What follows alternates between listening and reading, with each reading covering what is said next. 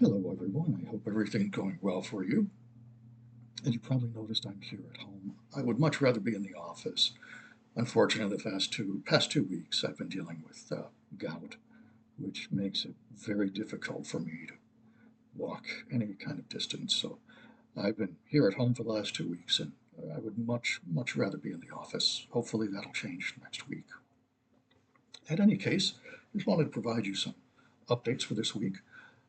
Let's see, last week I sent out a list of all the groups that you're in, A and B, regarding the due dates for your papers. I put a list of the due dates in that email message. There's also a list in the syllabus. Um, with regards to the papers, please remember whatever you analyze, critique, has to be grounded in history of education.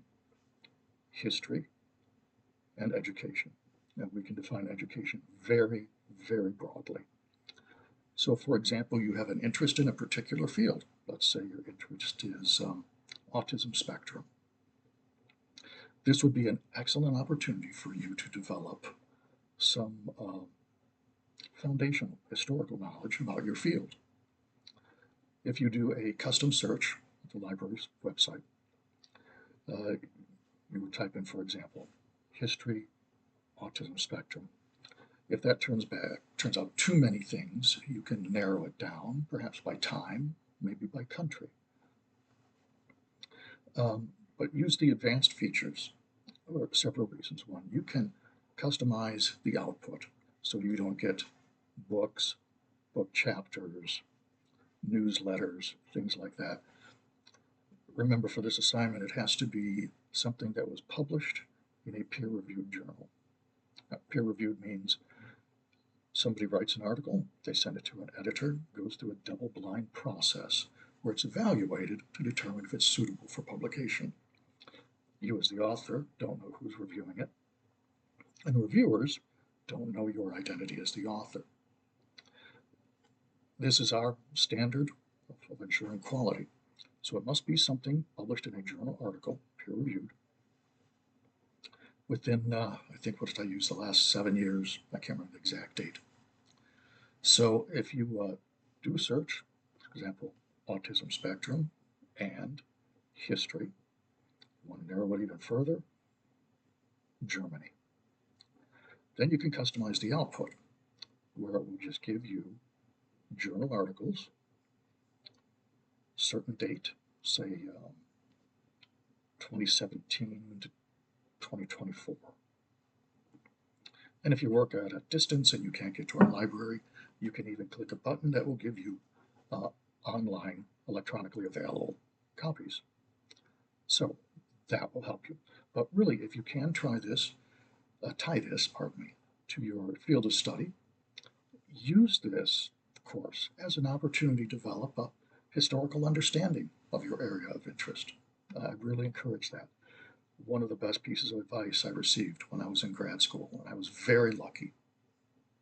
I was told to write every paper you can on a topic that you're interested for your dissertation. So in my case, as a doctoral student, I would have looked up Morrill Act, history, and try and deepen my knowledge and my understanding. If you're interested in this for a dissertation, keep in mind some of these articles will be very useful for you in your literature review or where you set up a background knowledge of your uh, paper or area of interest.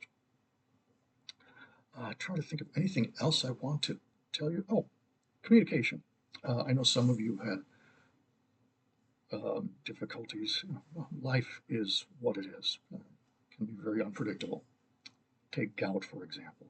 Um, if something happens in your life, you have no control over it, and you need a little extra time to post something on a discussion board or get a paper to me, please let me know as soon as you possibly can.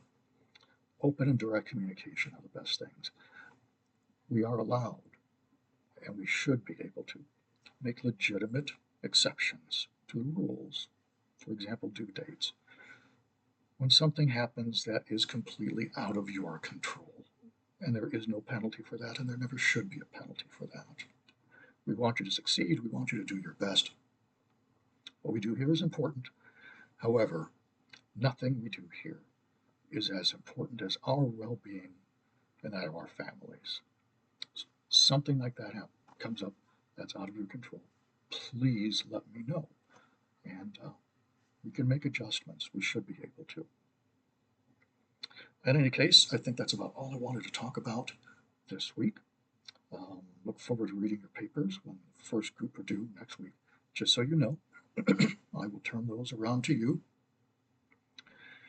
right within Monday, Tuesday, Wednesday of the following week, so that you can take that feedback and use that to improve your performance on the next paper. Ideally, I'd like to see improvement from one paper to the next to show that there's a learning process that you're improving. We should never get accustomed to existing in some quiescent level of performance where we just stall. We should always be looking at self-improvement in every respect of our lives. So keep that in mind. The idea for me to give you feedback and enough time to incorporate that feedback before your next journal article critique. Now, if you have trouble finding something in your area of interest, please call me. Please let me know. I've been teaching, with exception for one course, I've been teaching online for the last 10 years. I miss being in the classroom and I miss contact with my students.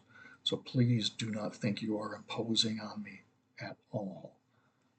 Phone call, Zoom, or my favorite, coffee at Starbucks at the student union. It's nice to get out of the office. So please do not think you're imposing on me. I like the contact with my students and I like being able to help you. That's what I'm here to do. So if you have any difficulties finding something, we can always sit down or talk over the phone and we can do some searches and see what we can find.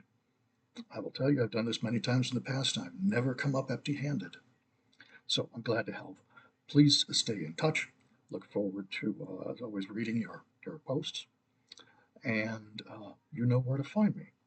Have a good week, everyone. Bye.